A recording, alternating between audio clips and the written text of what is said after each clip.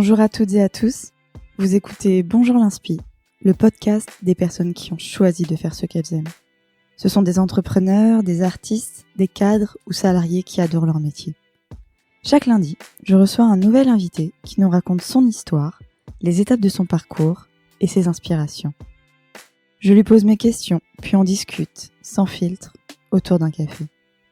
Je suis persuadée que ces rencontres peuvent vous apporter à vous aussi la dose d'inspiration et de motivation dont vous avez besoin.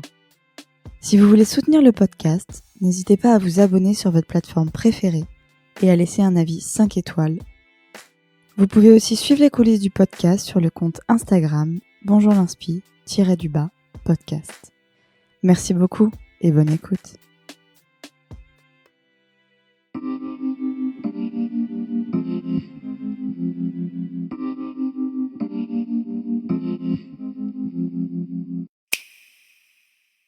Bonjour Marion. Bonjour Cassandra. Merci beaucoup d'avoir accepté mon invitation sur le podcast, sur Bonjour l'Inspi, et merci beaucoup de m'accueillir chez toi. C'est avec grand plaisir, merci de m'avoir contacté. C'est la première fois c'est la deuxième fois que je me déplace. Et là, c'est hyper cool. En plus, on est chez toi dans ton environnement. Donc c'est hyper cool. En plus, c'est super cosy. C'est ici que tu reçois tes coachés ou pas ? Non, je ne reçois jamais personne ici en coaching. Je reçois à l'extérieur. Je travaille ici. Voilà, quand je travaille de mon côté, quand j'écris, quand je prépare mes coachings, mes formations, quand je dessine et tout. Mais je reçois à l'extérieur sinon. D'accord. Donc, on va commencer par la première question qui est de te présenter. Donc, est-ce que tu peux présenter un petit peu ton parcours, ce que tu fais aujourd'hui, ce qui t'a amené aujourd'hui à faire ce que tu fais ? Alors, aujourd'hui, en fait, je suis à une période de carrefour, bizarrement. Actuellement, je suis un peu slasheuse parce que j'ai 3 activités en parallèle. Il y a le coaching que j'exerce depuis 5 ans, depuis que je me suis reconvertie dans le coaching. Il y a l'écriture, parce que j'ai écrit ce livre qui est sorti il y a 18 mois sur la reconversion et du coup qui m'a reconnecté beaucoup avec l'écriture parce que moi j'avais fait un bac L plus jeune et en fait j'adorais vraiment tout ce qui touchait à l'édition, j'adorais écrire, etc. Et j'avais un peu perdu ça de vue, donc voilà, en écrivant ce bouquin, je me suis reconnectée à ça et aujourd'hui j'écris le 2e, donc ça me prend pas mal de temps. Et la 3e activité, c'est tout ce qui touche au dessin. En écrivant le livre, en fait, je l'ai aussi illustré, ça m'a reconnectée au dessin. En fait, c'est un peu, on va peut-être en parler après, mais la reconversion, c'est beaucoup prendre des itinéraires bis. Souvent, on prend une autoroute et puis on voit un truc en chemin et on se dit ah mais en fait c'est pas mal ça. Et du coup, c'est un peu ça aussi mon parcours. Donc et le dessin, je l'exerce de plein de façons. En fait, je fais aussi bien des illustrations pour des entreprises, pour leur site internet, leurs outils de communication, mais aussi je fais de la facilitation graphique, qui est ces fameuses personnes qu'on voit dessiner pendant les événements, les conférences, les ateliers en entreprise. C'est assez demandé par les boîtes de conseil notamment. Et puis bientôt de la vidéo explicative animée aussi. Donc voilà, j'ai 3 activités. Mais après, ça, c'est en ce moment parce que, comme je te dis, je fais un carrefour. Mon parcours, en fait, c'est comme je te le disais, moi, j'ai fait un bac L, donc j'étais plutôt... j'avais un profil qui aimait une personne qui aimait les langues, qui aimait écrire, qui aimait lire, etc.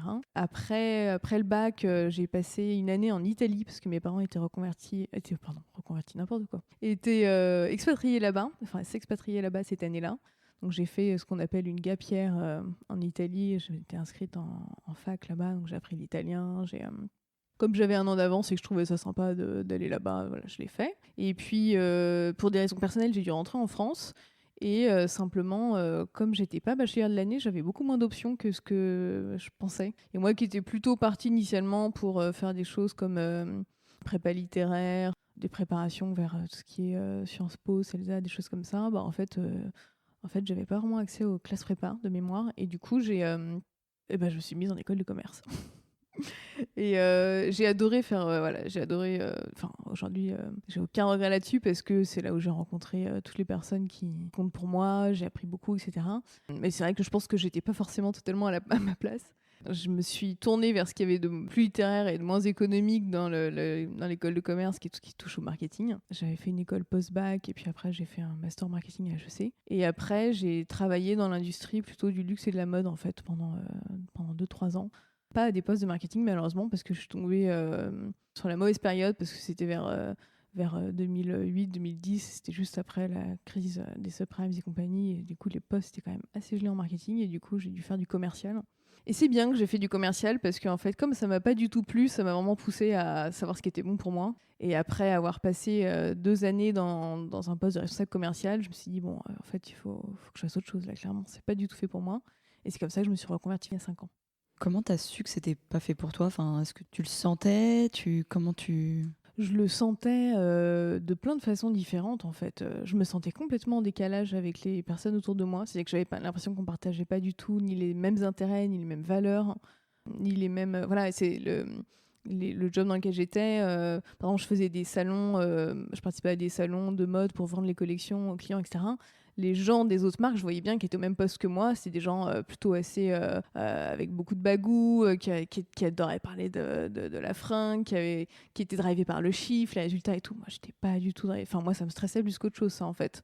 Donc, je constatais bien autour de moi que je partageais pas du tout j'avais pas le même profil, quoi, en fait. Et puis, surtout, il y avait un côté où j'avais l'impression de travailler parce qu'il fallait travailler. J'avais pas du tout la notion de plaisir dans mon travail, tu vois. Donc il y avait ça, il y a eu à plusieurs reprises des moments de boule au ventre aussi, carrément, qui m'ont fait sentir que voilà, c'était pas bien, c'était pas ce qu'il me fallait. Donc c'était à la fois introspectif et physique, j'ai envie de dire, tu vois, comme façon d'identifier le problème. Ouais, je pense que ça passe vachement par là. Enfin, moi, je sais que dans mon ancien boulot, c'était un peu ça. C'est au début, tu réfléchis vachement et tu regardes autour de toi et tu te dis, bon, j'ai l'impression que je suis pas à ma place. Et après, c'est carrément physique. En fait, c'est ton corps qui te dit, va-t'en, quoi, va-t'en de là. Mais après, il faut sauter le pas. Oui. Toi, comment ça s'est passé le moment où tu t'es dit, ok, c'est pas fait pour moi, je passe à autre chose? T'as tout arrêté et t'as réfléchi pendant que t'étais en poste. Enfin, voilà, comment s'est passée ta reconversion? C'est une bonne question parce que c'est justement ce que je te disais en off avant qu'on commence le podcast. Je te disais c'est bien que tu aies anticipé et organisé ta reconversion parce que moi je l'ai pas du tout fait. Je suis complètement partie sur un coup de tête en fait. Ce qui fait que j'ai raté ma première reconversion parce que du coup je suis partie de ce poste de responsable commercial plus par fuite. Un peu par provoque, tu vois, dans un sens. Enfin, je sais pas, j'avais pas caprice, mais un peu quand même, tu vois. Et je me souviens que ouais, mes proches étaient un peu tombés des nues parce que ouais, ça s'est passé du jour au lendemain, quoi. Si, à la rigueur, j'ai anticipé sur la période qui a suivi le moment où j'ai dit à mon boss, parce qu'il y avait 6 semaines avant que ma rupture conventionnelle soit effective. 6 semaines, c'est pas beaucoup pour anticiper. Et en fait, je me suis dit, bah, il y avait une autre personne de l'entreprise qui est partie en même temps que moi. Et on s'est dit, bah, tiens, on va monter une marque ensemble.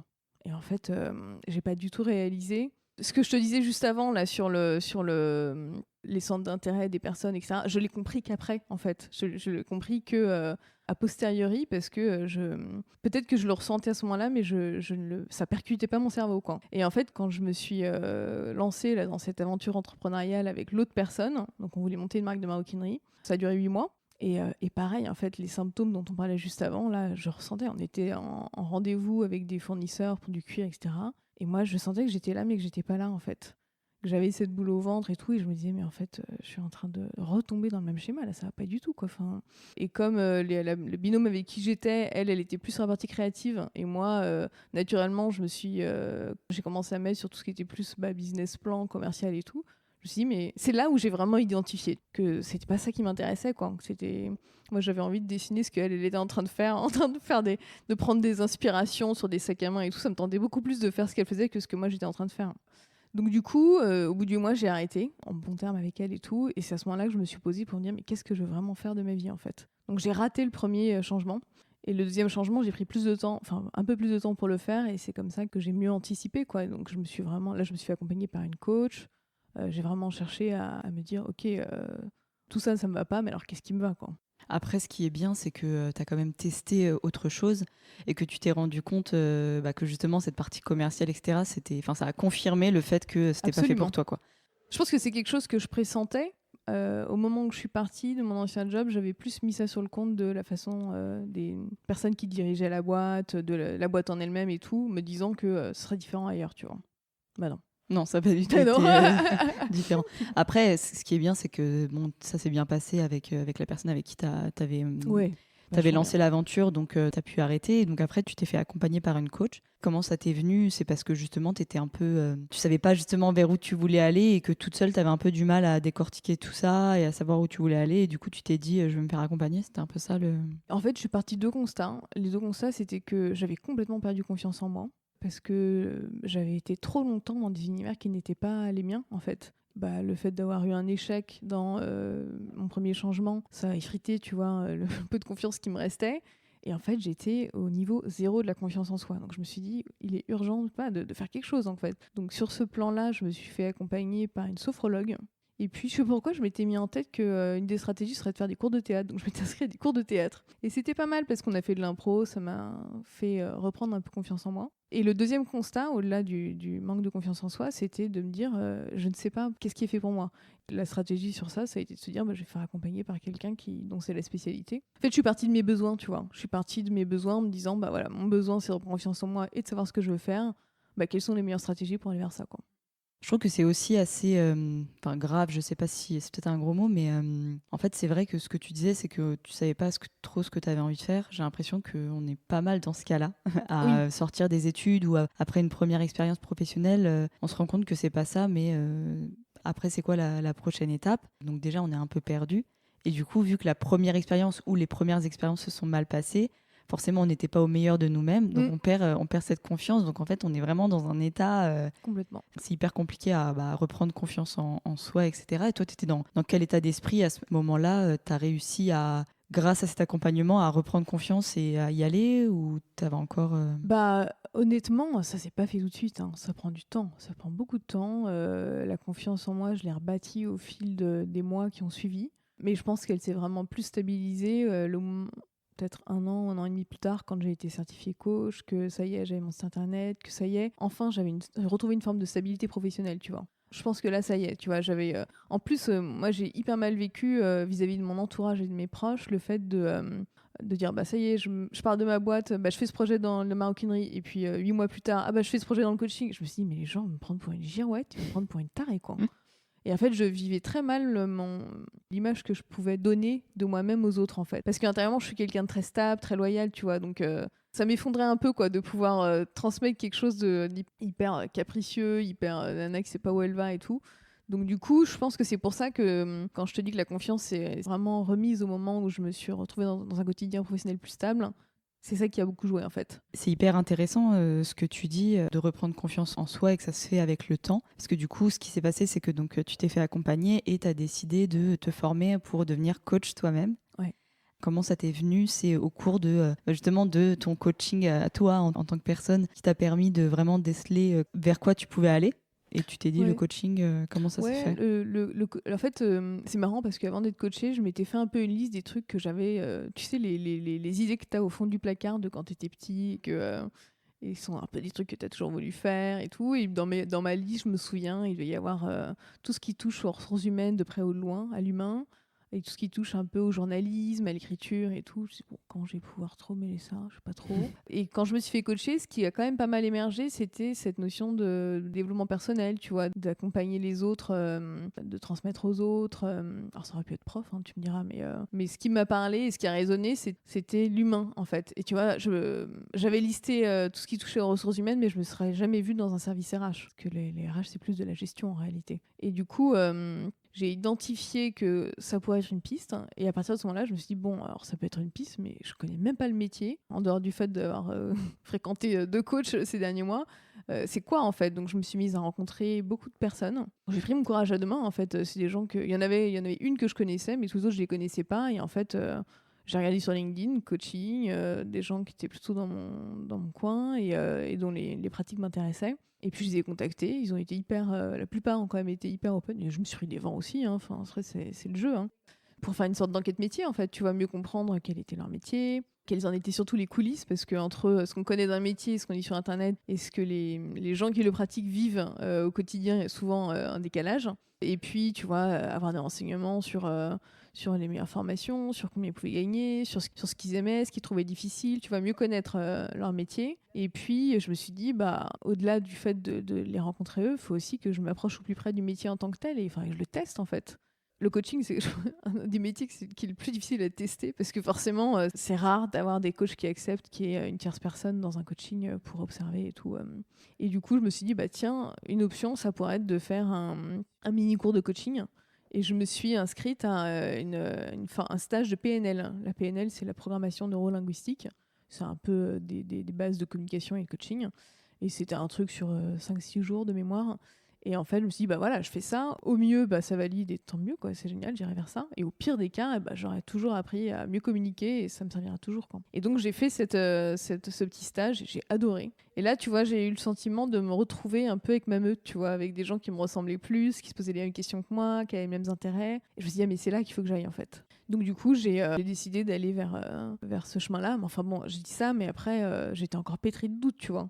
Parce que je me disais, ah bon, mais alors si je me trompe, si finalement c'est pas ça, et si, quoi. Donc ça prend pas 2 mois à se dire, ah bah oui, c'est évident, c'est ça, quoi. Ça prend vraiment du temps, et c'est vraiment ce que je dis souvent à mes clients, c'est que on veut souvent changer vite, et je comprends, hein, moi je suis passée par là, et il y a une volonté, en plus je pense qu'on est une génération, on a envie de faire vite, on est habitué à l'instantané. Mais il faut accepter que la reconversion, ça demande vraiment du temps. Et ce dont on veut convaincre notre cerveau, bah, notre inconscient met parfois plus de temps à l'accepter et à faire son chemin lui aussi.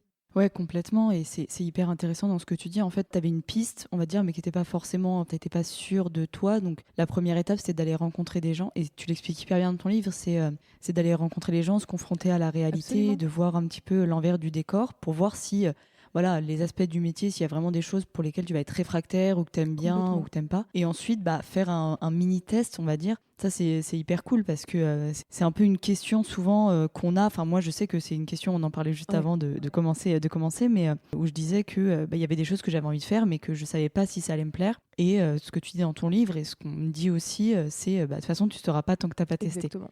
J'ai adoré ton livre pour ça, parce qu'il y a vraiment toutes les étapes que là tu décris, où tu parles vraiment de voilà, l'introspection, apprendre à se connaître, apprendre à connaître ses compétences, ses qualités, potentiellement ses défauts ou les choses dans lesquelles on ne veut pas aller.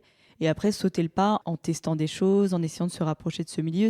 Moi, personnellement, c'est un peu ce que j'essaie de faire avec ce podcast, tu vois, d'aller rencontrer un maximum de personnes pour me mener vers la bonne voie. Et c'est vrai que ça aide vachement, quoi. Et en plus, les gens sont hyper ouverts de parler de leur métier, donc c'est hyper cool, Et quoi. c'est une étape qui peut vraiment faire peur. Moi, je le vois avec les clients que j'accompagne parce qu'il y a un type de personnes. Alors, il y a des gens qui sont très ancrés réalité, mais il y en a d'autres qui sont très dans leur tête. Moi, c'est mon cas. Et qui vont préférer se raconter des histoires sur comment ça pourrait être que d'aller voir véritablement sur comment c'est. J'ai eu l'exemple, hein, dernièrement, j'ai accompagné une cliente très très diplômée, hyper intelligente et tout, mais elle avait une trouille bleue d'aller se confronter à la réalité parce qu'elle avait peur que ça brise l'image qu'elle avait du métier qui la tentait. Elle avait peur de se dire, bah, du coup, la réalité va être moins belle que ce que j'imagine et du coup, je vais pas avoir envie d'y aller et du coup, je vais revenir à mon ancien métier. Il faut, et c'est pour ça que c'est bien de se faire accompagner. Moi, je l'ai vraiment aidé. On a pris à un moment une séance, elle était bloquée, on a pris ensemble l'ordinateur, on a regardé sur LinkedIn, j'ai dit, ok, tape, en l'occurrence, le métier qu'elle briguait. J'ai dit, tape ça, ok, elle, t'as envie de la contacter? Non, oui, non, alors voilà, qu'est-ce que tu vas lui demander? Enfin, on a fait la liste ensemble de façon très pragmatique parce qu'elle avait besoin d'être. C'était ultra dur pour elle, c'était vraiment. Pour elle, c'était un fossé. Elle m'a dit, ça y est, je suis passée de l'autre côté, quoi. À la fin de la séance, elle dit, mais j'aurais mis des mois à le faire toute seule, quoi. Et je le dis parce que ça peut avoir l'air très simple quand on en parle comme ça et la façon dont j'en parle, parce que moi, c'est derrière. Mais c'est vraiment pas facile et il faut vraiment prendre son courage à deux mains, son audace. Et c'est un moment qui est parfois difficile, quoi, pour les personnes, hein. Mais c'est vraiment très payant, quoi. Et moi, je l'ai même fait quand j'ai décidé d'avoir aussi une activité de dessin. Je l'ai fait il n'y a pas plus tard qu'un an où je me suis mise à rencontrer plein de gens dans le dessin, à avoir des infos sur les formations, les illustrations, les trucs. C'est valable pour tout, en fait. Et c'est vraiment important de confronter son rêve à la réalité. C'est clair que c'est hyper important, mais je pense que on en parlait tout à l'heure, dans ces moments un peu de reconversion ou de questionnement sur soi-même, on a un manque de confiance, on est un peu déçu. En plus, potentiellement, comme toi t'en parlais, ton entourage comprend pas trop, donc tu te sens un peu coupable. Enfin, il y a quand même plein d'émotions qui se superposent, et donc je pense qu'on a vachement peur de se confronter à la réalité et de se dire bon, et si j'échoue encore ou si c'est pas la bonne voie. Donc je pense qu'il y a tous ces doutes et tout ce cheminement qui se fait. Et comment on fait justement pour reprendre un peu cette confiance? Toi, qu'est-ce que tu conseilles aux gens que tu accompagnes? Je pense que de toute façon, la confiance, c'est quelque chose qui est différent pour chacun. Chacun va avoir des peurs différentes sous le manque de confiance en soi. Donc c'est difficile de donner une réponse générale. Mais s'il y a un petit conseil que je peux donner et que moi j'ai appliqué pendant ma reconversion et qui m'a énormément aidé, c'est cette phrase de Eleanor Roosevelt qui dit, je l'ai mise dans le livre d'ailleurs, je crois: faites chaque jour quelque chose qui vous fait peur. Et en fait, moi, quand je me suis reconvertie, tombée sur cette situation, je me dis, mais c'est marrant ce truc-là. Je me dis, bah tiens, je vais essayer. Et en fait, il y a des jours où je faisais des mini-trucs, hein. Enfin, c'était des trucs qui me faisaient à peine peur. Et il y a eu des jours où je faisais vraiment des trucs qui me foutaient les jetons. Tu vois, typiquement, j'écrivais un blog à l'époque. Le jour où j'ai publié mon premier article de blog sur Facebook, j'avais la petite larme sur le front de me dire ah là, mais comment ça va être perçu. J'avais complètement les jetons, quoi. Au moment où j'ai cliqué sur le truc envoyé, j'ai dit ok, je viens de me lancer dans le vide, en fait. Et en fait, j'étais hyper contente de l'avoir fait parce que j'ai eu du feedback, ça m'a permis de rencontrer d'autres gens, d'avancer, etc. Et en fait, la clé, c'est d'oser. Voilà, se dire chaque jour, ou peut-être chaque 2 jours, hein, c'est plus facile de commencer par ça, je fais quelque chose qui me fait peur et je me force à le faire. Et en fait, c'est en se confrontant à ces peurs qu'on avance et qu'on se reconstruit, parce que du coup, on se dit ah mais non, mais après coup, en fait, ça allait, c'était pas si difficile, en fait. Et c'est ça qui participe petit à petit à refaire grandir la confiance en soi, parce que ça se remplit pas d'un coup, ça se remplit pas d'un coup. Déjà, il fallait qu'il soit rempli au début, ce qui est pas toujours le cas pour tout le monde, hein. Et voilà, ça prend du temps. Et en fait, de faire des petites choses comme ça au quotidien, ça permet de développer, de la redévelopper, cette confiance. Ouais, c'est vrai que moi, je me retrouve vachement dans ce que tu dis. C'est un peu ce que j'essaie de faire avec le podcast. Au début, quand j'ai voulu le lancer, j'avais vraiment hyper peur. Et je me suis dit, bon, arrête de réfléchir, lance-le, parce que sinon tu vas jamais le faire. Et c'est vrai que chaque jour, je contacte de nouvelles personnes. Ça me fait hyper peur d'avoir un non ou de pas avoir de réponse. Mais en fait, je me rends compte que ce que j'y gagne, c'est 10 fois mieux que... je sais pas comment dire, mais si je mets la balance entre le bénéfice-risque, en vaut complètement la chandelle, parce que quand j'obtiens un oui d'un invité, quand j'ai un super échange avec un invité, ou même quand je poste mon premier épisode, mon deuxième épisode, etc., et que j'ai des bons feedbacks, que les gens me disent que c'est bien, en fait, cette peur, elle est un peu désacralisée et t'oses beaucoup plus et de plus en plus. Et c'est comme ça un peu que tu vois ce que t'aimes, que t'enlèves un peu toutes ces barrières, toutes ces croyances limitantes qu'on se met un peu en soi. Et je trouve ça hyper intéressant. Et c'est sûr que moi, c'est ce que je conseille aussi, même si je suis pas une pro de tout ça. Mais dans mon parcours, je trouve ça hyper intéressant. Et juste pour revenir un petit peu sur justement un peu cette, je sais pas si c'est une crise existentielle ou la quête de sens un peu que tu as eue, comment ça se fait que notre génération, j'ai l'impression qu'on est beaucoup plus en mode désillusion quand on sort de l'école et qu'on arrive dans notre premier job ou dans les premières années. Bon, j'ai l'impression que quand même pas mal de gens autour de moi se posent des questions, se sentent pas à leur place et ont envie de changer. Tu penses que c'est parce qu'à l'école ou pendant les études, on arrive mal à se diriger ou parce que c'est l'environnement, la pression qui nous a emmenés dans une voie et nous, on veut pas forcément ça? Comment t'expliques ça, toi? Alors, je pense que moi, la façon dont je l'explique, c'est qu'il y a il y a une conjonction entre un facteur sociologique, qui est notre génération, et un facteur économique. C'est-à-dire que quand on regarde un peu le contexte dans lequel notre génération est arrivée sur le marché de l'emploi, on est quand même tous arrivés à un moment où le marché de l'emploi était quand même pas très florissant, quoi. Enfin, quand on regarde les taux de chômage aujourd'hui par rapport à ceux d'il y a 20-25 ans, c'est assez parlant.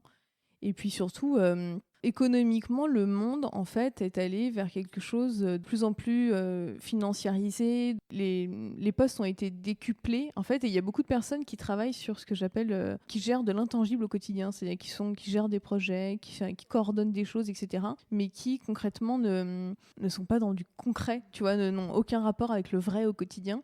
Et du coup, en fait, les métiers se sont énormément éloignés de la réalité. Donc ça, c'est un premier constat. Le deuxième constat au niveau économique aussi, c'est que il y a cette génération qui est arrivée à un moment où c'était quand même hyper compliqué. Donc il y a le niveau des diplômes, en fait, le niveau de nos diplômes a été complètement dévalorisé, en fait. Ce qu'on valait sur le marché, il y a des gens qui avaient des bac+6 en 2008 qui sont sortis, qui ont dû prendre le boulot de bac+2, en fait. Il y a cet élément économique qui s'est croisé avec le fait qu'on est quand même une génération où sociologiquement, on est des enfants de la génération Dolto, donc on a quand même été plutôt chouchoutés, coucounés, on a eu des parents, enfin la majeure partie d'entre nous n'est pas en conflit avec ses parents, on s'est quand même plutôt très bien entendu avec nos parents par rapport aux générations d'avant. On a grandi en étant habitués à avoir ce qu'on voulait, en fait, à avoir une faible résistance à l'insatisfaction. Et cette génération-là, quand elle rentre sur le marché du travail et dans l'entreprise, qui est quand même un milieu difficile, concurrentiel, où on ne fait pas de cadeaux, etc., il y a un choc, en fait. Il y a un choc parce que c'est pas ce à quoi on a été habitué.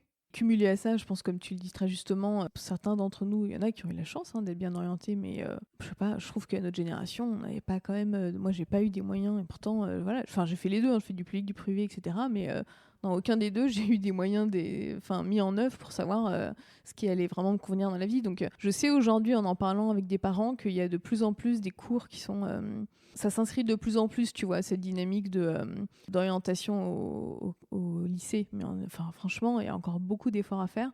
J'en parlais l'autre jour avec une amie qui est canadienne et qui me disait qu'eux, ils travaillent au Canada, ils travaillent sur ce sujet dès la 5e, qu'ils encouragent énormément les enfants à se lancer dans des projets, quels qu'ils soient. Ça peut être récolter des fonds pour organiser une course à pied, ça peut être lancer un journal dans l'école, etc. Donc en fait, ils se mettent en mode projet, qui voient ce que c'est la vie active, qui voient ce que c'est de mener à bien un projet de A à Z et qui trouvent leur place, ce qui leur plaît le plus dans ce projet-là. Tu vois, je trouve ça génial parce que je trouve que plus tu le fais tôt, plus ça te permet vraiment cette fameuse introspection, de bien la faire, hein. Du coup, voilà, il y a ce qui explique le fait qu'aujourd'hui, il y a beaucoup de personnes qui se cassent des entreprises, qui ne trouvent pas leur place, c'est un peu tout ça. Et puis, il y a quand même aussi le fait qu'on est une génération qui est énormément en quête de sens. Alors, je pense que toutes les générations le sont, hein, on n'a pas le monopole de ça, c'est clair, mais il y a vraiment, comme il y a un degré de résistance à l'insatisfaction qui est bien moindre que chez les générations précédentes,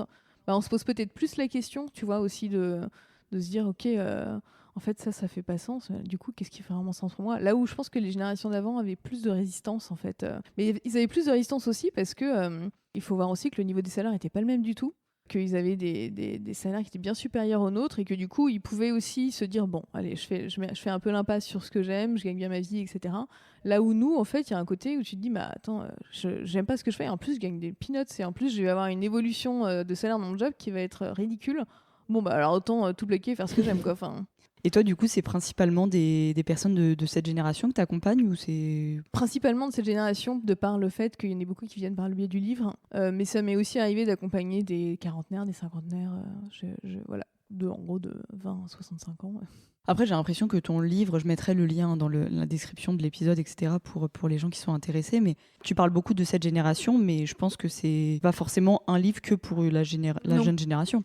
C'est rigolo parce qu'en fait, j'ai eu beaucoup de personnes qui m'ont fait des feedbacks qui avaient en mode mes parents, tu vois, 70 ans, et qui me disaient mais c'est incroyable parce que finalement, même si effectivement il est adressé à la génération Y, moi il y a plein de trucs dans lesquels je me retrouve et effectivement quand on se reconvertit, on passe par les mêmes étapes et puis ça leur a aussi permis de mieux comprendre leurs enfants pour beaucoup ou leurs petits-enfants, tu vois, parce que du coup, c'est une génération qui est mal comprise aussi, je pense, de ses aînés. Ouais, complètement. Enfin, moi, je sais que quand j'ai décidé d'arrêter, et là, pour l'instant, je travaille pas officiellement parce que je fais le podcast. C'est vrai que les personnes qui sont la génération d'au-dessus, donc mes parents, etc. Enfin, pas forcément mes parents directement parce qu'ils sont hyper... ils comprennent complètement, mais c'est bon, alors du coup, tu vas faire quoi? Est-ce que tu as trouvé ta voie? Est-ce que machin? Enfin, alors que moi, je suis en pleine introspection et comme tu dis, ça prend énormément de temps.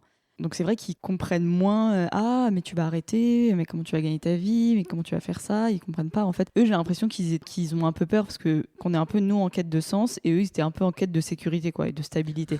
Donc Ouais. j'ai l'impression que c'est un peu ça la différence et du coup ils projettent un peu ça sur nous. Et justement enfin t'en parles aussi que l'environnement familial et social et que tout ça fait se développer un inconscient qui peut-être après se débloque quand on rentre dans le monde du travail et qu'on se dit ok en fait là j'ai écouté ma famille, j'ai écouté mon entourage mais je veux absolument pas faire ça et du coup tu as une prise de conscience à 30, à 25, 30 ans, enfin ça dépend à quand et du coup là tu te dis ah bah non en fait c'est pas ce que j'ai envie de faire et du coup tu te lances Bien sûr, ouais. dans la reconversion quoi.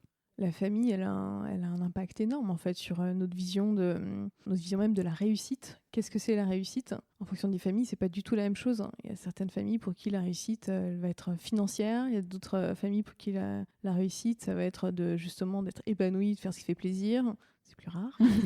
Mais voilà, il y a plein de ce que j'appelle les devises familiales. En fait, il y a beaucoup de devises familiales qu'on intègre très tôt parce qu'on les entend, mais même de façon inconsciente, hein, sans qu'on nous les dise directement, sans qu'on nous dise ça c'est bien, ça c'est pas bien. Mais tu vois qu'on intègre en fait dans l'enfance, dans l'adolescence, qui sculpte notre vision des choses et qui, quand on est amené à faire des choix en terminale, il y a des trucs qu'on s'interdit parce que je me souviens pour le livre, j'avais interviewé un garçon dont les parents étaient profession libérale et donc qui avait souvent dénigré tu vois, la fonction publique. Et je pense que ça l'aurait tenté d'être prof à cette époque-là, mais inconsciemment, il s'est dit mais c'est même pas la peine. Enfin, je pense qu'il y avait un truc dans sa tête qui disait mais non, pas prof. Et finalement, 10 ans plus tard, il s'est reconverti et est devenu prof d'histoire géo, tu vois, après avoir fait une école de commerce brillante, etc. Mais du coup, il y a un peu des sortes d'injonctions même des secteurs d'activité dont on n'a pas du tout connaissance aussi, parce que on a une famille qui était plus dans certains métiers. Par exemple, il y a des familles qui sont dans tout ce qui est médecine, pharmacien, etc. Et du coup, ils vont pas du tout avoir connaissance de métiers qui sont un peu différents. Ils vont pas savoir qu'il y a d'autres choses qui existent. Et c'est vrai que moi, j'ai un peu vécu ça parce que, tu vois, ma famille est plutôt dans des dimensions justement commerciales. Et c'est pour ça que dans ma tête, bah voilà, c'était aussi logique d'aller vers ça. C'est plus tard que j'ai réalisé que finalement, en analysant avec un peu de recul, tu vois, les métiers que faisaient mes parents, mes grands-parents, même les gens autour, tu vois, les amis de mes parents et tout, je me dis, mais c'est fou, en fait. En fait, ils sont tous un peu dans les mêmes sphères, le droit, le commercial, etc. Et qui sont, moi, des sphères qui me parlaient pas, en fait. A contrario, il y avait beaucoup de choses qui m'intéressaient, mais qui n'étaient pas représentées dans mon univers, en fait. Et après, c'est pour ça que je dis, quand on est dans un pays comme le Canada et qu'on a la possibilité de découvrir ça beaucoup plus tôt et de s'ouvrir beaucoup plus tôt, je pense que c'est important de s'ouvrir, en fait. Alors bon, bah, quand on n'a pas eu l'opportunité de le faire à 12 ans, bah, on le fait à 30 ans, mais c'est mieux vaut tard que jamais. Mieux vaut tard que jamais, même plus tard. Hein. Enfin, moi, je trouve qu'il n'y a pas d'âge pour... voilà, on peut changer à 25, 35, 45, 55 ans. Je pense que de toute façon, ce qui est important, c'est d'aller vers ce qui nous fait vibrer, quoi. Donc, il n'y a pas à regretter, en tout cas, ce qui s'est fait avant, parce que ça, c'est souvent un truc que me disent les gens qui changent, enfin, qui cherchent à changer, et me disent, mais tu te rends compte, Marion, c'est-à-dire que je fais une croix sur 10 ou 15 ans de ma vie. Et j'ai dit, mais en fait, tu fais pas une croix, déjà, tu continues ta vie, et surtout, tout ce que tu as fait avant, c'est une énorme valeur ajoutée par rapport à ce que tu vas faire après. Moi, j'ai changé, quand je suis passée du marketing au coaching, j'ai changé et de métier, et de secteur, et de statut. Et pourtant, tout ce que j'ai fait avant m'a énormément servi parce que j'avais appris à vendre, j'avais appris à marketer un projet, j'avais appris à le communiquer, j'avais appris... Donc en fait, j'aurais pas eu ces bases-là, j'aurais peut-être moins bien fait en fait. Et il y a plein d'autres façons de se servir de ce qu'on a fait avant. Et toujours une façon. En fait, c'est une bonne façon de se rassurer que de se dire, bah voilà, qu'est-ce qui dans mon parcours précédent sont des compétences que je peux transférer dans le suivant, parce qu'il y a plein de trucs transférables vraiment, et des trucs, ne serait-ce que coordonner un projet, ne serait-ce que savoir appeler des interlocuteurs, etc. Enfin, il y a plein de mini trucs qui sont transférables quand on veut se reconvertir. Donc c'est important aussi de les valoriser. Ouais, de les valoriser et de se rendre compte que ça n'a pas servi à rien et que justement cette expérience nous a permis déjà de se rendre compte que potentiellement on voulait plus faire ça. Ouais. Et forcément, on a acquis plein de compétences. Et juste pour revenir sur un peu ces inconscients familiaux, sociaux, etc., toi, comment tu as fait pour t'en détacher et te dire que ce soit les inconscients qui s'étaient bâtis, mais même le regard, on va dire, des autres, comment tu as réussi à passer le cap, on va dire? Alors moi, j'ai eu la chance, tout à l'heure, quand je parlais du regard des autres, c'est surtout le regard que moi, j'imaginais dans ma tête qui pourrait avoir sur moi, sur ce double changement, tu vois. Mais j'ai eu la chance d'avoir un entourage hyper positif et qui m'a énormément soutenue. Donc en fait, c'est une question que je me suis quasiment pas posée. Je m'en suis posé plein d'autres, hein, la légitimité, plein de trucs. Mais cette question de l'entourage, j'ai pas eu la gérer parce que dès le début, j'ai eu un entourage qui me dit, ah bah c'est ça que tu veux, mais vas-y, fais-le. Enfin, tu vois, et j'ai été très soutenue par ma famille, très soutenue par mon conjoint. Même dans les moments où, tu vois, même quand je me suis embarquée dans ce projet de maroquinerie, je pense au fond d'eux qu'ils savaient tous que c'était pas ça, mais ils m'ont laissé le faire. Tu vois. Et j'en suis très reconnaissante parce qu'il y a un côté où, bah, comme on le dit, hein, c'est des générations différentes qui n'ont pas la même vision des choses et peuvent pas toujours, enfin parfois ils comprennent pas toujours quoi. Et dans mon cas, il y a eu beaucoup de tolérance, beaucoup de soutien et du coup, j'ai pas forcément eu ce travail de devoir convaincre du bien fondé, tu vois, de ce que je voulais faire. Mais j'ai beaucoup de personnes que je connais qui sont reconverties ou beaucoup de clients pour qui ça a été le cas. Et je pense que le conseil que je donne souvent, c'est que en fait, il faut être aligné. C'est-à-dire que, tu vois, là, toi, tu me disais, pour l'instant, je ne sais pas exactement ce que je veux faire. Il vaut mieux être transparent là-dessus, tu vois, et carrément dire à son entourage, voilà, pour l'instant, je ne sais pas du tout ce que je veux faire, mais je suis en train, justement, de travailler pour, bah, toi, en l'occurrence, voilà, tu fais ton podcast, tu rencontres des personnes, etc. D'être transparent sur ce que tu fais, sur comment tu te sens aujourd'hui par rapport à la suite et ce que tu fais pour déblayer le terrain, en quelque sorte. Parce que, en fait, leur besoin, c'est juste d'être rassurés. Ils ont juste besoin d'être rassurés. Et en fait, il y a toujours dans la reconversion cette phase où on papillonne. Et elle est nécessaire, la phase de papillonnage. C'est-à-dire la phase où bah, on ne sait pas trop, on va picorer à droite, à gauche, on rencontre des gens, on se renseigne. Et en fait, c'est une phase où souvent les gens qui la traversent se culpabilisent en se disant oh là là, mais je m'éparpille, je vais n'importe où, oh, ça part en sucette, etc. Et en fait, non, elle est nécessaire. Et en fait, il faut en passer par là. Il faut un peu de bazar avant de recentrer. Et du coup, en fait, il vaut mieux l'assumer auprès de ses proches en disant... voilà, aujourd'hui c'est vrai que c'est pas clair et justement voilà, je rencontre des personnes, etc., pour le clarifier. Et voilà, ça me prendra peut-être 3 mois, ça me prendra peut-être 6 mois, ça demande du temps. Et de leur expliquer aussi que ça demande du temps parce que les gens n'en ont pas nécessairement conscience. Et du coup, ce qui peut être hyper stressant, c'est d'avoir un proche, son père, sa mère, un frère, un soeur, etc., qui dit ah bah alors t'en es où, etc. Et rien de plus stressant en fait. Donc il vaut mieux prendre les devants et en fait l'assumer et expliquer. Il faut juste partir du principe que leur besoin c'est d'être rassuré et donc chacun trouve sa manière de rassurer ses proches en fonction de ce qu'il connaît d'eux. Hein. C'est de la bienveillance, en fait. Absolument. C'est juste qu'ils ont peur et l'intention est positive, c'est ça le pire. Ouais. En fait, l'intention est hyper positive, c'est juste que la façon dont ils le font est hyper maladroite, ou en tout cas pour nous, est hyper agressive. Parce qu'on se dit, attends, mais déjà, nous, on se pose des questions et eux, ils nous posent des questions auxquelles on n'a pas les réponses. Donc c'est hyper angoissant, en fait. Ouais, non, c'est clair. Après, c'est un peu un cercle Bah vicieux. oui, ouais. Et puis eux, ils comprennent pas forcément. Enfin, s'ils sont pas passés par là, ils comprennent pas forcément le cheminement. Et en plus, t'en parlais aussi là juste avant, c'est que quand on est en reconversion, comme tu dis, on picore un peu à gauche, on picore un peu à droite, on papillonne vachement. Et c'est vrai qu'on se sent quand même assez coupable dans le sens où voilà, il y a une journée où tu vas en fait rester chez toi à lire des livres ou à regarder une émission parce que ça, voilà, c'est quand même pour te cultiver, pour t'intéresser et pour te mener. Mais tu dis bah ok, je sais toujours pas ce que je fais. Enfin, tu vois, genre moi là par exemple, ça fait 3 mois que j'ai arrêté de travailler. Et hier, j'en parlais avec une amie et je disais bon, bah qu'est-ce que je vais faire? Bon, allez, je vais essayer de me lancer là-dedans, mais je suis pas encore sûre. Elle m'a dit, mais attends, c'est bon, t'as le temps, ça fait que 3 mois. Et justement, tu vois, j'étais là en mode, bah non, ça fait déjà 3 mois, c'est long quand même, je travaille pas, etc. Elle me dit, mais calme-toi, quoi. Enfin, calme-toi, ça fait que 3 mois. En plus, t'es sur un projet quand même. Enfin, voilà. Faut vraiment essayer de se déculpabiliser. Je trouve ça, mais je trouve ça hyper compliqué, quoi. Enfin, forcément, enfin, tu vois C'est tout le monde difficile. qui va Ouais. bosser, Ouais. qui a sa journée standard, et toi, t'es là à te poser des questions et à pas trop Ouais. savoir.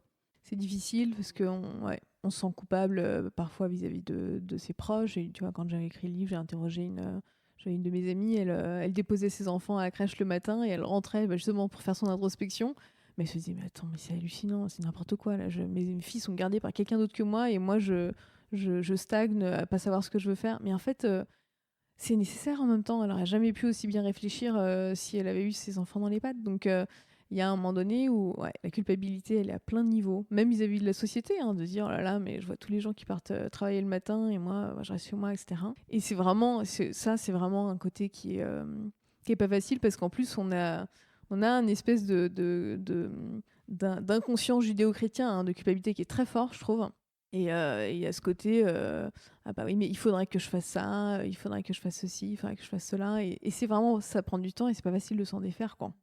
Vraiment pas facile. Et voilà, moi je pense que pour mettre un pied au fait de s'en défaire, c'est d'identifier vis-à-vis de qui on se sent coupable et sur quoi, et de l'assumer auprès de ces personnes-là. Tu vois, dans le livre, je donne cet exemple un peu idiot, mais enfin, c'est quand même parlant, tu vois.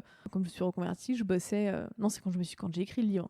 Je bossais en pyjama de chez moi tous les matins jusqu'à midi, en fait. Parce qu'en fait, je pensais que c'était mon kiff, tu vois. Je fais plus du tout maintenant. C'était mon super kiff et je sais pas, j'ai passé un an à faire ça. Et en fait, je me sentais un peu mal de faire ça. Et un jour, j'ai identifié que c'était vis-à-vis de mon mari que je me sentais mal. Et en fait, je l'ai verbalisé. Voilà, moi, j'ai besoin de ça pour telle raison. Voilà, quand j'écris en pyjama, je me sens bien, je suis à l'aise, etc. Et puis, bah, ouais, je me lève à midi. Et c'est comme ça, quoi. Et en fait, il me dit, bah, tu fais ce que tu veux, tu vois. Enfin, je dis, ça fait du bien. Et en fait, bah, ça y est, après, ça allait mieux, tu vois. Mais parfois, en fait, il faut un peu décrypter sa culpabilité et se dire, OK, c'est vis-à-vis de qui et sur quel sujet. Et puis surtout, des fois, en fait, on se fait des montagnes un peu tout seul. Enfin, Oui. ce que tu dis, c'est que là, potentiellement, Ouais. tu te sentais un peu coupable envers ton mari, mais en fait, lui, il, il s'en fichait, quoi. Que tu sois en pyjama C'est ou ça, autre, c'est ouais, tant que ouais. tu fais ce que t'aimes. Et tu parlais aussi tout à l'heure de la légitimité. Ouais. Quand tu t'es lancé dans ta formation et dans le métier de coach, c'est vrai que on a vachement cette a priori, c'est qu'en gros, pour être coach, faut avoir vécu, faut avoir enfin voilà, être passé par justement peut-être plusieurs reconversions, etc. Avoir, on va dire, 50 ans, enfin je sais pas, avoir vraiment une vraie carrière. Toi, c'est quelque chose que tu as vécu, ce manque de légitimité Ah bah c'est le premier truc. Je me souviens encore, j'étais avec la coach quand il y a l'idée du coaching qui a émergé, enfin la coach qui m'accompagnait. Et le premier truc que j'ai dit, c'est c'est un peu comme dans la boum, tu vois. Genre, elle m'a dit, mais qu'est-ce qu'il y a? Je dis, mais comment mais j'ai pas assez de cheveux blancs, quoi, pour être coach, quoi. Enfin, comment je vais faire? J'avais 28 ans quand je me suis reconvertie. Je dis, mais je vais pas du tout être crédible. Je peux pas être coach à 28 ans. Donc, c'est évidemment le premier truc qui m'a traversé l'esprit. Puis, en fait, ça m'a traîné quelques semaines, ce truc. Et à un moment donné, je me souviens, quand je postulais dans les écoles de coaching, Il y avait cette école, je crois que c'était...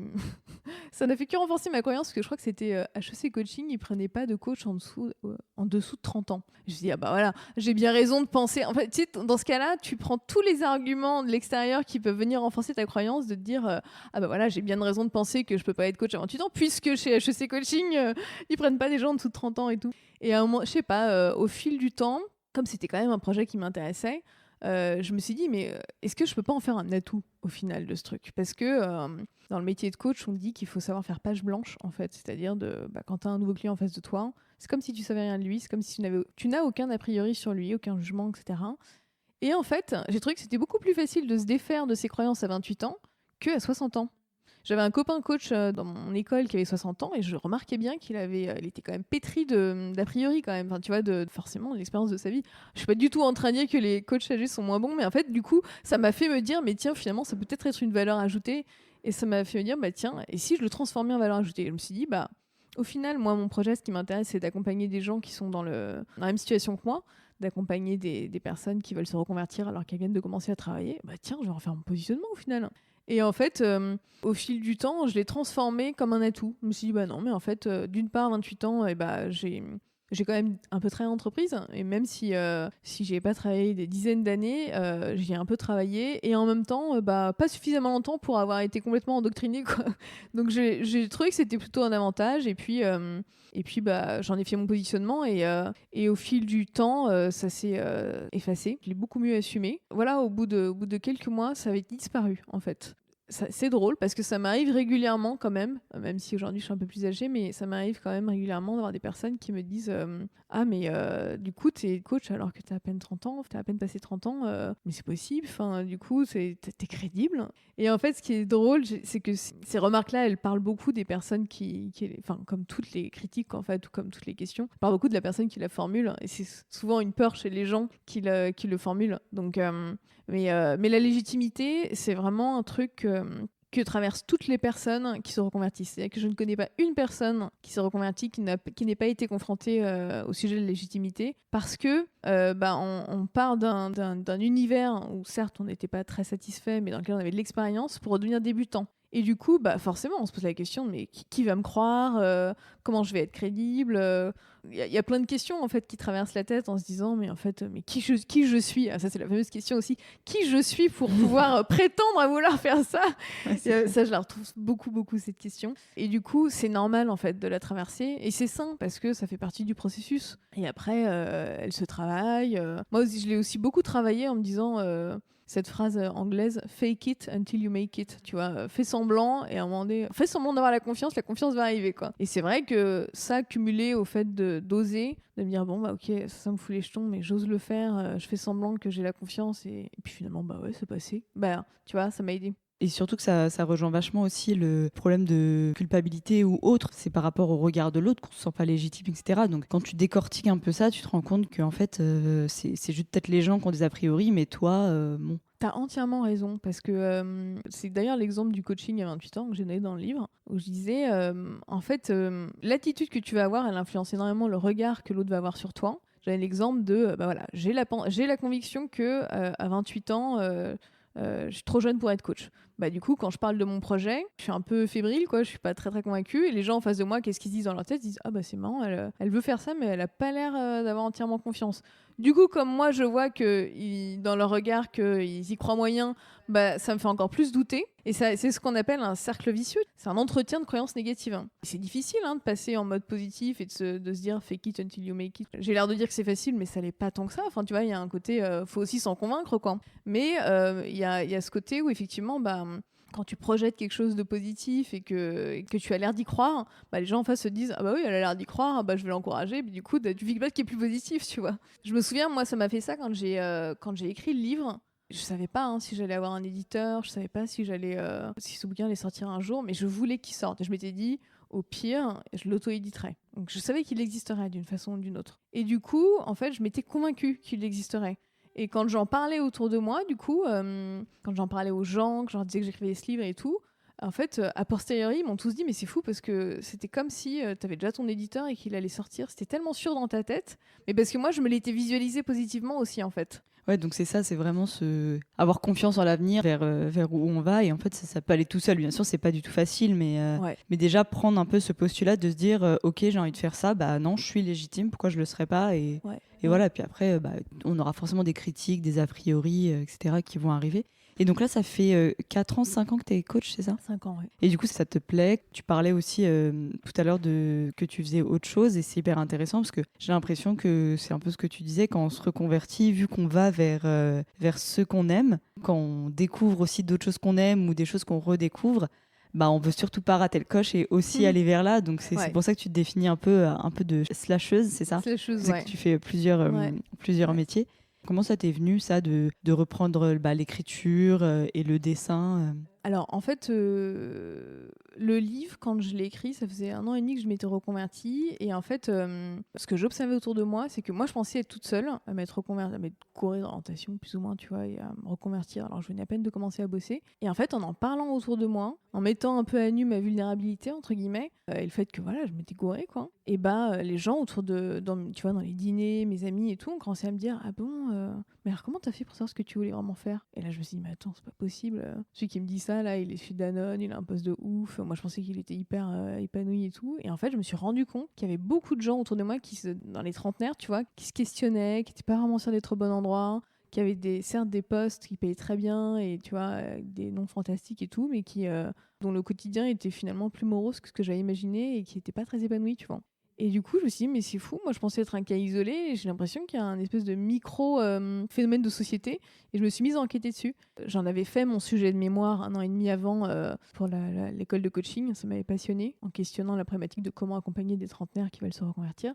Voilà, 1 an et demi plus tard, je constatais encore plus que les gens continuaient vraiment à se poser des questions et que c'était un sujet qui était encore tabou, mais donc je voyais les prémices et je me suis dit, je voudrais partager mon expérience à la fois de reconvertie, parce que je me suis plantée sur la première reconversion, voilà, j'ai quand même compris à peu près ce qu'il faut faire et pas faire quoi, pour y arriver, et puis mon expérience de coach, parce que du coup ça faisait 1 an et demi que j'étais coach et il y a quand même plein de trucs que j'avais appris, tu vois, des bonnes questions de coaching et tout, et je me suis dit, j'aimerais bien partager tout ça pour aider les gens de ma génération à mieux traverser ce que moi j'ai un peu galéré à traverser à 28 ans. Et c'est comme ça que m'est venue l'idée d'écrire le livre, et puis je pense que de toute façon, le livre, c'est un rêve de petite fille, enfin, tu vois, ça a toujours été en moi. Donc, il y avait, comme je te disais, quand j'étais petite, le métier de journalisme. Dans le livre, il y a quand même un style qui est assez journalistique. Tu vois, j'ai interviewé pas mal de gens de notre génération. Il y a pas mal de chiffres, de faits et tout. Donc, ça a été l'occasion de mettre à profit ce côté écriture que je porte en moi et puis de concrétiser un rêve. Donc, en fait, ce qui est drôle, c'est que le livre le coaching m'a reconnecté avec l'écriture alors que c'était pas du tout parti pour, tu vois. Et en écrivant le livre, il se trouve qu'un soir, j'ai participé à un atelier de mind mapping, apprendre à réfléchir de façon un peu moins linéaire et de façon un peu plus, tu vois, selon les ramifications du cerveau, tu vois. Donc on dessine pas mal quand on réfléchit en mind mapping. Et puis ce soir-là, j'ai pas mal dessiné. Et en fait, j'ai eu une espèce d'éclair en me disant, mais moi j'adorais dessiner quand j'étais petite, je dessinais beaucoup. Et en rentrant, j'ai chopé l'iPad de mon mari, j'ai commencé à dessiner des trucs et je me suis dit, mais au fond, je pourrais l'illustrer le bouquin aussi. Et puis l'éditeur a accepté et du coup j'ai illustré tout le bouquin et je me suis éclatée à ça. Donc tu vois, il y a encore un itinéraire bis. Le premier ça a été le livre, le deuxième ça a été le dessin. Et ces deux choses-là sont rentrées à nouveau dans ma vie alors que j'avais pas du tout anticipé que ce soit le cas. Et je me suis dit, je veux pas les quitter, quoi. Donc c'est pour ça que je les ai réintégrées à mon quotidien. Enfin, je les ai intégrées parce qu'elles n'avaient jamais existé avant, à mon quotidien professionnel. Et j'adore accompagner et en même temps, j'adore aussi créer. Et du coup, j'ai besoin des deux. Et ce qui est sympa aussi, c'est qu'il y a vraiment des ponts entre les deux. Je trouve que quand on a des activités où on se lâche, c'est-à-dire où on a plusieurs métiers, ou en l'occurrence, ils sont quand même assez proches, les métiers, mais il y a des gens qui ont des métiers très différents, il y a plein de trucs qu'on peut transvaser d'un univers à l'autre. Et par exemple, quand je fais de la facilitation graphique en entreprise, ou quand je fais une illustration pour un client, ça me sert beaucoup de savoir accompagner les gens parce que, pas plus tard que la semaine dernière, j'avais une cliente en dessin qui m'avait fait un brief, mais je sentais que c'était pas exactement ce qu'elle voulait. Tu vois, j'ai passé une demi-heure à lui poser les bonnes questions et à la fin, elle me dit mais c'est ça, c'est exactement ça, ça y est, je sais ce que je veux et tout. Et ça, c'est grâce à mon parcours de coach aussi, tu vois, que je sais le faire d'accompagner quelqu'un. Donc voilà, j'adore accompagner, écrire et dessiner. Non, mais c'est super intéressant parce que j'ai l'impression en plus que quand on se reconvertit et quand on fait quelque chose qu'on aime, après j'ai l'impression qu'on s'interdit moins de choses. Dans le sens où voilà, les barrières que tu avais avant de devenir coach, la culpabilité, la peur, enfin tout ce dont on a parlé, tu les avais déjà un peu vécues. Donc après, te lancer dans l'écriture ou dans le dessin ou dans autre chose, peut-être que ça te faisait moins peur et Complètement. tu t'es juste dit, bon, bah, qu'est-ce que j'ai envie de faire, qu'est-ce qui me fait kiffer et j'y vais, quoi. Complètement, et moi j'ai la conviction, alors moi je suis un peu un stéréotype de la génération Y, hein, concrètement, voilà, le côté changement professionnel, etc. J'en ai conscience et je l'assume, mais je suis assez convaincue qu'on est une génération où de toute façon c'est évident qu'on aura plein de métiers différents et que en soi finalement c'est aussi une compétence d'apprendre à changer. C'est que là toi tu vis ta première reconversion, mais peut-être que dans 5 ou 10 ans, tu vois, une fois que tu auras identifié ce que tu veux faire, tu auras envie d'un autre changement et tout. Et en fait, comme tu l'auras déjà traversé une fois, c'est quelque chose que tu sauras faire. Alors, il faudra l'updater avec voilà, le truc du moment et tout. Peut-être des inspirations qui seront différentes. Aujourd'hui, on écoute beaucoup de podcasts et tout. Il y aura peut-être encore un autre truc. Et en tout cas, c'est devenu quelque chose que tu sauras faire parce que tu auras intégré cette compétence. Et je pense que voilà, savoir changer, c'est un des soft skills qui va nous être le plus utile quoi, dans les prochaines années. J'en parlais pas mal aussi avec une invitée. Les soft skills, c'était hyper important. Et t'en parlais aussi, au Canada, ils apprennent vraiment ça aux personnes à apprendre à travailler en projet, à apprendre à se connaître, etc. Et du coup, pour la suite, donc là, tu me disais que tu écris ton deuxième livre. T'as d'autres projets là pour la suite pour l'instant ou t'es bien comme ça là, ça te va? Bah écoute, pour l'instant, j'arrive à jongler avec les trois. Je pense que moi, je suis très contrôlante de nature. Et en fait, la reconversion m'a beaucoup appris aussi à faire confiance à la vie, à ce que la vie met sur mon parcours, les rencontres, les opportunités et tout. Et aujourd'hui, j'écoute beaucoup plus aussi, tu vois, justement ces fameuses opportunités. Et je me laisse aussi un peu guider par ça. Alors, ça peut paraître complètement délirant parce qu'on peut se dire, elle n'a aucune stratégie de carrière professionnelle. Déjà, j'aime pas du tout ce mot carrière, mais elle a aucune stratégie par rapport à ce qu'elle veut faire. Mais en fait, moi, ça me va d'être comme ça. Effectivement, ça peut paraître fou, mais tu vois, demain, si mon deuxième livre est un best-seller ou le troisième, j'en sais rien, et ça m'ira très bien aussi peut-être de coacher moins, de lever le pied là-dessus et d'être plus dans l'écriture. Enfin, tu vois, je bosse de façon plus souple qu'avant, en fait. Après, j'ai toujours, étant indépendante, une conscience aussi d'avoir un peu un ratio équitable entre ce qui me fait plaisir et ce qui me rémunère. Enfin, tu vois, ça, c'est une évidence. Mais du coup, je suis beaucoup mon intuition et du coup, c'est vrai que j'ai aucune idée de comment ce sera à horizon 1 an et j'ai même envie de dire 6 mois, tu vois. Non, mais tu te fais plaisir, donc au final, Ouais, tu fais ce qui te fait plaisir. Et oui, bon, tu fais attention forcément aussi un petit peu à être rémunéré pour pouvoir vivre. Ouais. De toute façon, je trouve ça toujours hyper compliqué. Je me rappelle quand on passe des entretiens ou d'autres choses, tu vas faire quoi dans 5 ans, dans 10 ans? C'est vrai que je trouve ça hyper compliqué parce que franchement, t'en sais rien, quoi.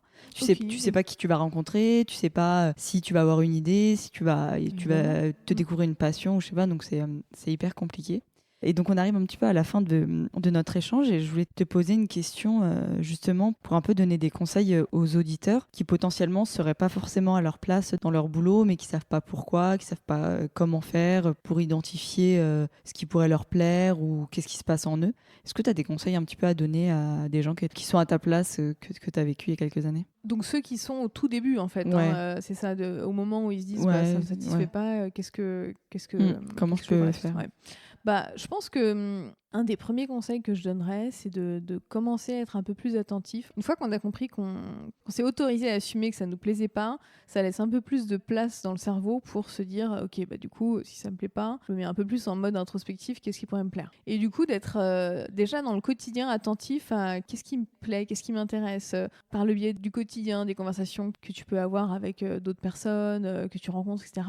ou de ce que tu fais, d'arriver déjà à dessiner un peu une cartographie, tu vois, de finalement quels sont mes intérêts. Je sais pas, quand j'ai les magazines, quand j'écoute la radio, quand j'écoute des podcasts, c'est quoi les sujets qui attirent mon attention, c'est quoi qui me drive, c'est quoi qui me fait vibrer, etc. Déjà de se servir de son quotidien pour commencer à lister ces choses-là. D'ailleurs, je trouve que c'est une bonne idée de s'ouvrir, pour les gens qui aiment écrire en tout cas, de s'ouvrir un carnet ou même une page en notes dans l'appli de son smartphone, des choses comme ça, pour commencer un peu à lister ces choses, tu vois. C'est important de travailler sur ces soft skills. On parlait des soft skills tout à l'heure, tu vois, d'identifier finalement aujourd'hui pourquoi est-ce que je suis reconnue, tu vois. Alors ça, c'est pas facile comme travail parce que parfois, quand on n'est pas dans son univers de prédilection, on n'est pas forcément reconnu pour les bonnes choses. Mais ça peut être aussi dans l'univers personnel, tu vois.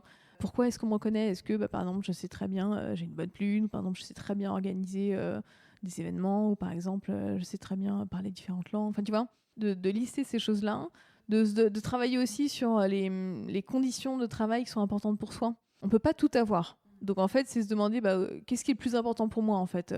Il y a des gens par exemple, ils ont besoin d'être en déplacement, d'être en extérieur la journée. C'est vraiment ce qui les rend vivants. Et il y en a d'autres, ils ont besoin d'être dans leur tanière, posés, de pas être coupés par le téléphone, les mails, etc. De se demander en termes d'environnement de travail, ce serait quoi en fait mon idéal, tu vois. Et d'avoir conscience aussi qu'on peut pas tout avoir, donc d'en trouver, d'en identifier par exemple 3 qui sont les plus importants, mais pas plus, parce que ça, c'est un piège. Hein. Souvent, moi, les gens qui viennent me voir en coaching, ils veulent tout. Ils veulent avoir les mêmes salaires qu'avant et en même temps faire le métier passion. Ah oui, mais il y a un moment donné où il va falloir faire des concessions. Donc, il faut être prêt à faire des concessions. Donc voilà, amorcer ce travail introspectif, c'est une bonne chose. Voilà, moi, je prêche un peu pour ma paroisse en disant ça, mais se faire accompagner, franchement, c'est essentiel parce que ça permet vraiment déjà d'être mieux avec soi-même et aussi d'aller plus vite que si on était tout seul. Et ça permet, dans la reconversion, on est son propre outil de travail parce que c'est soi-même qui induit le changement. Et du coup, d'entretenir la machine et de se faire du bien aussi, parce que c'est des moments qui sont pas faciles. Voilà, d'être réconforté, d'être encouragé, d'être soutenu, c'est vraiment d'une grande aide.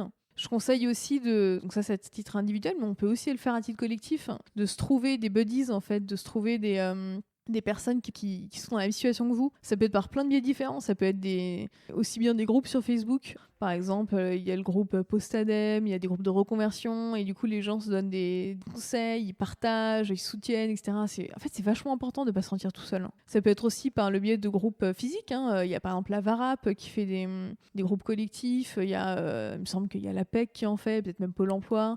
Il y a plein d'options possibles à tous les niveaux financiers. Tout le monde n'a pas la même bourse pour se sentir moins seul. Et en fait, le fait d'être intégré aussi à des cercles comme ça permet énormément d'avancer parce qu'on partage des astuces, des bons plans. On ne peut pas avoir accès à tout quand on est tout seul.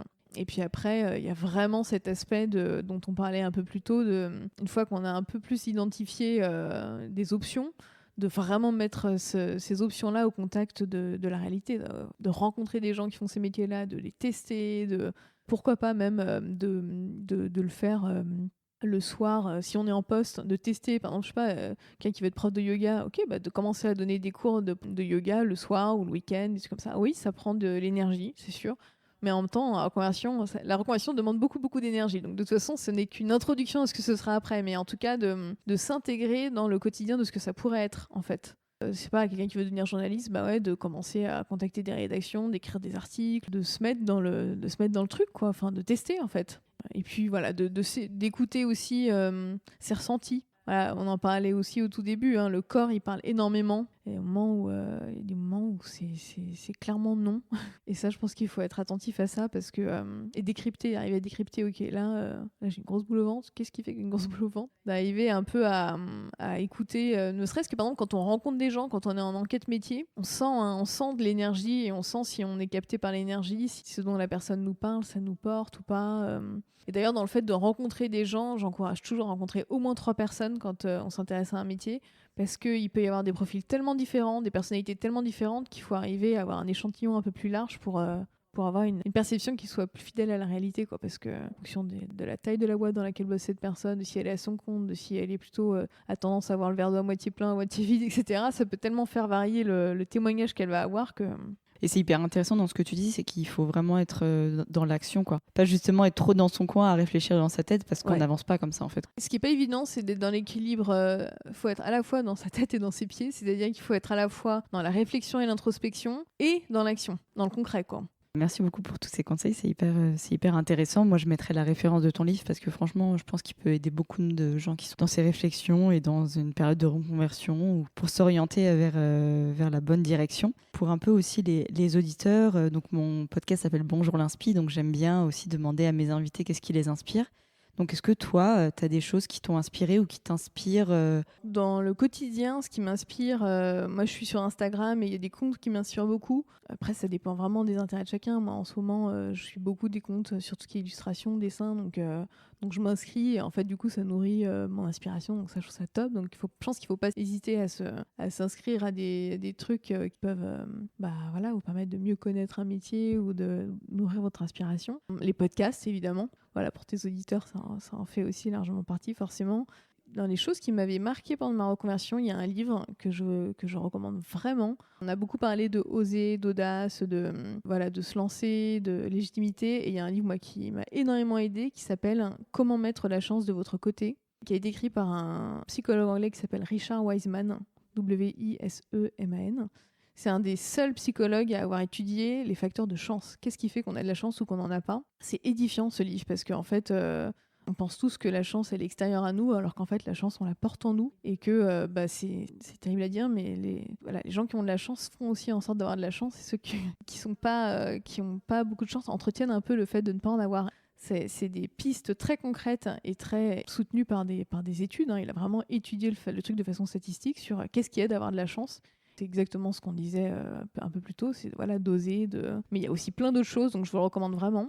Et puis tout à l'heure, on a parlé de pourquoi cette génération en quête de sens et tout. Et il y a un film qui s'appelle En quête de sens, qui a été réalisé par Nathanaël Coste et Marc de la Ménardière et qui je trouve est hyper intéressant en fait, parce que moi je l'ai vu, ces deux mecs qui font une sorte de tour du monde. Exactement, il y en a un qui bossait dans je sais pas, marketing ou finance à New York et qui un jour, je sais pas, s'est cassé le bras ou un truc comme ça et qui s'est mis à, du coup, comme il était immobilisé, s'est mis à regarder un peu des films sur tout ce qui était tu vois, la planète, le mode de consommation hyper excessif qu'on a et tout, et qui s'est rendu compte qu'il participait à alimenter un système qui le faisait complètement vomir, et en fait qui a tout plaqué et qui est parti avec un de ses copains tourner un documentaire à travers le monde, donc ils sont partis en Inde, etc. Et en fait, ça donne quand même alors c'est un parti pris, mais ça donne quand même des pistes. Je trouve ça intéressant d'un point de vue générationnel d'avoir ce point de vue. Et c'est assez spirituel aussi, mais c'est une bonne, c'est assez intéressant, je trouve quand même. Il y a un autre livre auquel je pense pour ceux qui sont intéressés par ce sujet de la quête de sens chez les jeunes générations. Il s'appelle La révolte des premiers de la classe. Ouais, de Cassidy, non Ouais, exactement, et qui explique vraiment concrètement pourquoi. Comment ça se fait qu'aujourd'hui, il y a des gens diplômés d'EMI, d'HEC, etc., qui passent leur CAP boulangerie ? Pourquoi ce changement pourquoi ce retour aussi beaucoup au faire, au métier beaucoup plus manuel, etc., qui est très intéressant. Voilà, c'est pas forcément dans ce qui m'inspire au quotidien, mais en fait, c'est peut-être pour les références qui sont intéressantes quand on vit ça aussi. Je trouve que c'est intéressant. Et voilà, c'est à peu près tout. Non, c'est super. C'est super. Merci beaucoup. Je mettrai tout ça en description de l'épisode. J'adore en plus ce jeu. En même temps, je suis dans la situation qui fait que je suis en pleine reconversion, donc forcément ça m'intéresse, mais j'ai trouvé ces livres, et puis le premier que tu as cité, je le connais pas, donc je vais aller le lire, mais je trouve ça hyper intéressant, donc merci beaucoup. Et pour finir, si on a envie d'en savoir plus sur toi ou te contacter, on fait ça où ? Est-ce que tu es sur les réseaux ? Oui. Est-ce que comment je suis... Alors, j'ai un site internet qui s'appelle www.marionlfd-du6 coaching.com, et puis je suis aussi sur Instagram. Je suis en train de regarder l'adresse de mon compte pendant que je te parle parce que je ne le connais pas par cœur. C'est Marion LFD pour le coup c'est quoi l'autre, c'est underscore là, du 9, je crois. Coaching. Ok, voilà, sur lequel ça marche. je partage sur le coaching, l'illustration, etc. Je mettrai tout ça pour qu'on aille te suivre et te contacter si besoin. Merci beaucoup, c'était un vrai plaisir. Merci à toi Cassandra, c'était un plaisir partagé. Et puis sympa. à très bientôt. Merci. À bientôt, au revoir.